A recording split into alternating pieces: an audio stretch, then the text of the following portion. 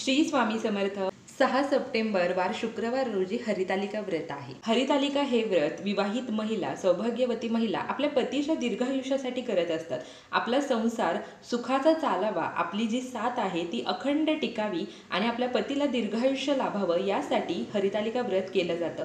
आणि ज्या अविवाहित मुली असतात त्या आपल्याला सुयोग्य आणि योग्य असा मनासारखा जोडीदार मिळावा यासाठी हरितालिकेचं व्रत करत असतात।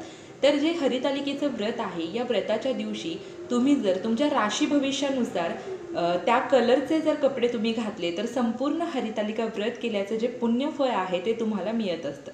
तुम्हाला तुमची राशी माहिती असेल तर राशीनुसार तुम्ही त्या रंगाचे कपडे घालायचे आहेत, किंवा जर तुम्हाला राशी माहिती नसेल तर मी तुम्हाला जन्मतारखेवरूनही सांगणार आहे।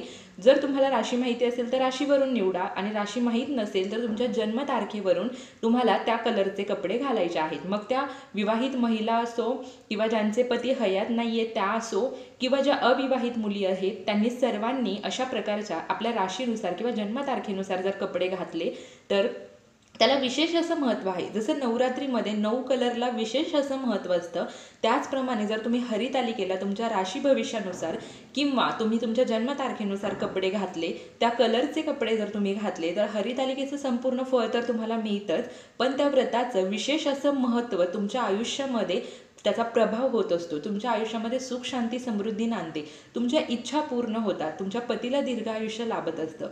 तर ते आता आपण जाणून घेणार आहोत की कुठल्या राशीने किंवा कुठल्या जन्मतारखेच्या व्यक्तींनी महिलांनी त्या कलरचे कपडे घालायचे आहेत। त्यामुळे व्हिडिओ संपूर्ण पहा। तुम्ही चॅनलवरती नवीन असाल तर चॅनलला जरूर सबस्क्राईब करा आणि कमेंटमध्ये हर हर महादेव किंवा ओम नमः शिवाय लिहायला विसरू नका। तर कोणत्या राशीने कोणत्या कलरचे कपडे घालावे आणि जन्मतारखेनुसार तर ते मी स्क्रीनवरती शेअर करत आहे।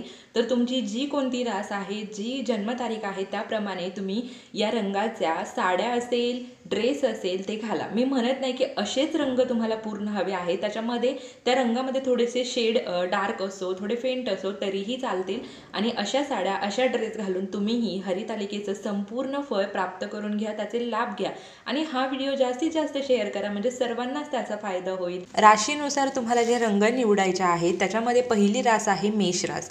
मेष राशीच्या ज्या महिला आहेत त्यांनी लाल आणि गुलाबी कलरचे कपडे घालायचे आहेत। वृषभ रास जे आहे तिने क्रीम कलरचं घालायचं आहे।